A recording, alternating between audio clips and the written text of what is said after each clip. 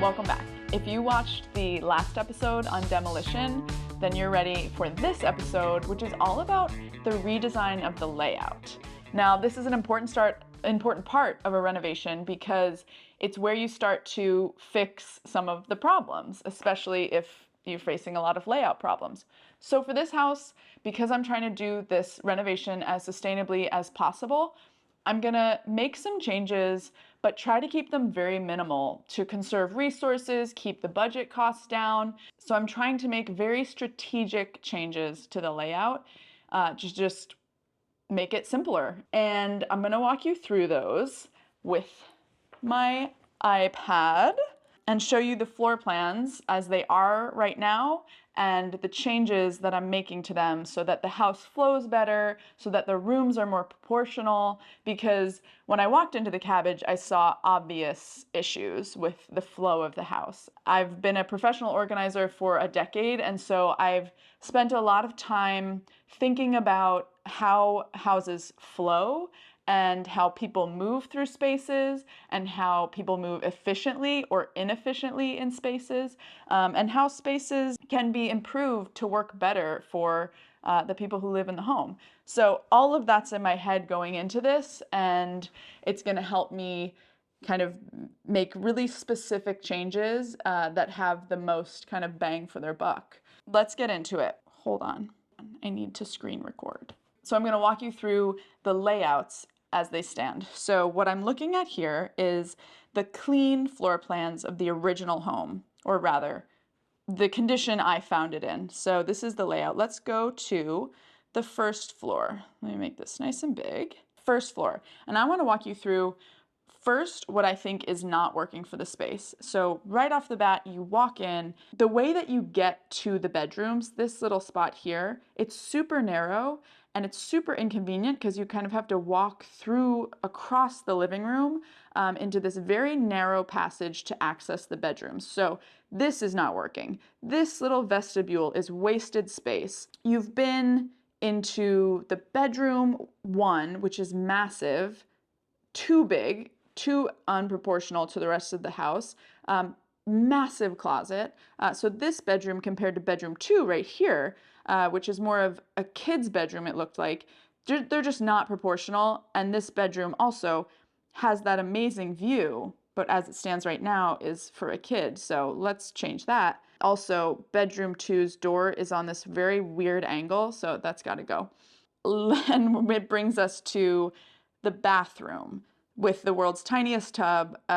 Everything about this bathroom is not functional. Super tiny all around. That's got to go. What's also not working in bedroom 2 is that you have those 2 small windows that are not taking full advantage of the view. So I want to change that.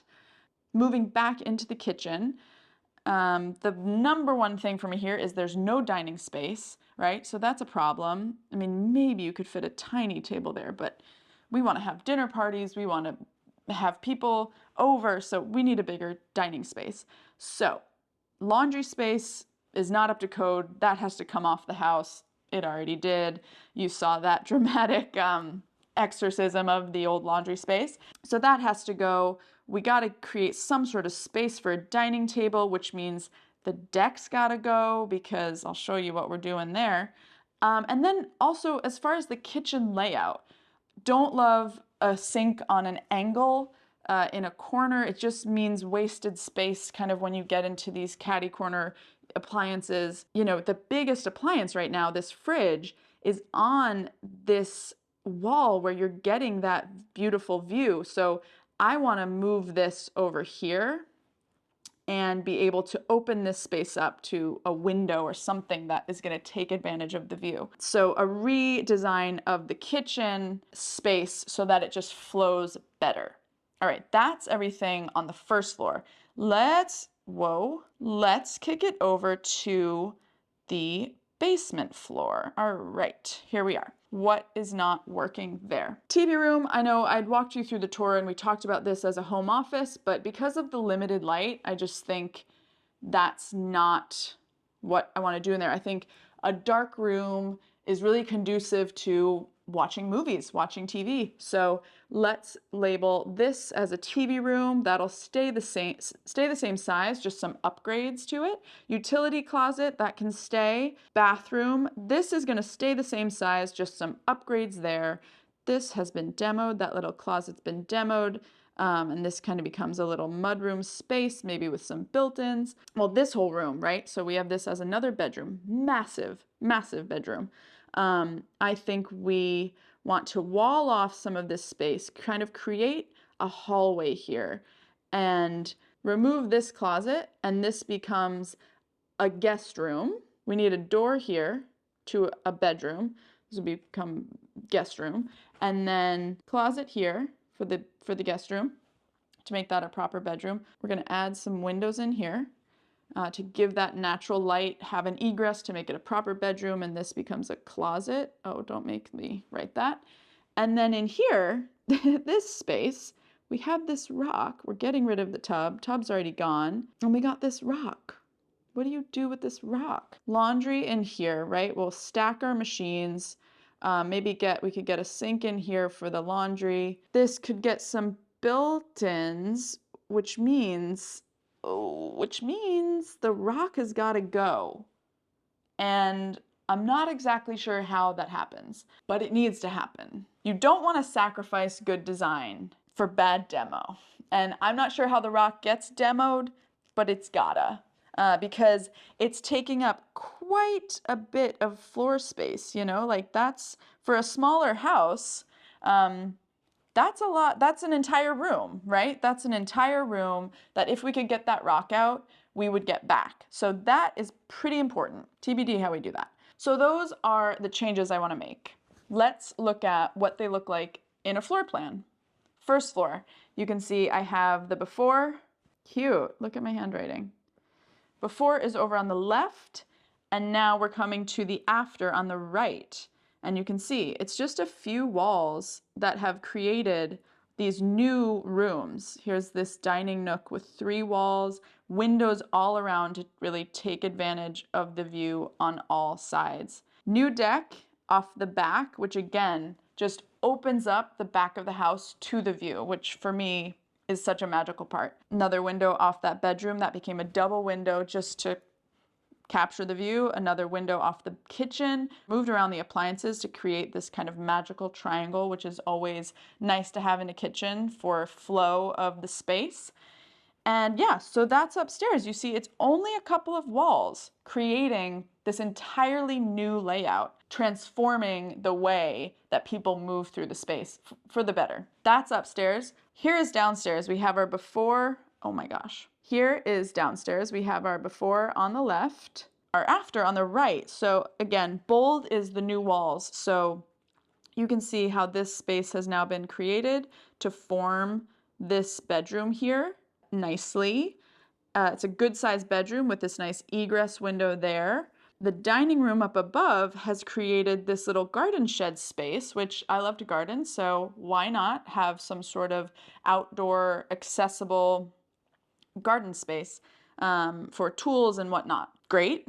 Laundry room, the biggest piece in the laundry room is that there's no rock. It's beautiful, and I wish it was this simple to just draw that this rock no longer exists, but in reality, we know it does. The rock is there. It's now just a matter of how do we get rid of it. Problem for a different day. For today, I'm super happy with these redesigns. I think it's going to transform the house and the proportions of the room and just the kind of way it feels to be inside this space. So next up is framing. To get all this done, to make this a reality, we go into framing, which is my favorite part of this whole process. Thanks for watching. I will answer some of those questions before I go. So from the last episode, someone just wrote in snakes, and yes, sorry there was no trigger warning. There were snakes in the house, and I don't know if they had been living here for a long time or they had found their way in here when it got cold, but they were definitely in the walls. Thankfully, I'm not too afraid of snakes, but if you are afraid of snakes, sounds like kind of a nightmare. Next question, what has been the biggest learning curve? Well, for me, it has been eye-opening to find out the many phases of what it takes to take a house apart and then put it back together. Everything needs to happen in a certain order so that all the trades that are coming in to do their work can do their work. So I'm just kind of diving into what that all means. That the timeline of renovation is something I had no clue about before. What is the timeline for making it livable and for being finished? That's a great question. I've learned very early on that you don't quote the timeline. You just don't say it out loud, because when you say it out loud, it doesn't happen that way, so you kind of look like an idiot. So we're just going to leave that open-ended. The timeline for this renovation, you're just going to have to see along with me. And I'm surely looking forward to the moment that it is done. That's all I got. Those are all the questions. I hope you come back for next week's episode on framing, my favorite part. All right, thanks a lot. See you later.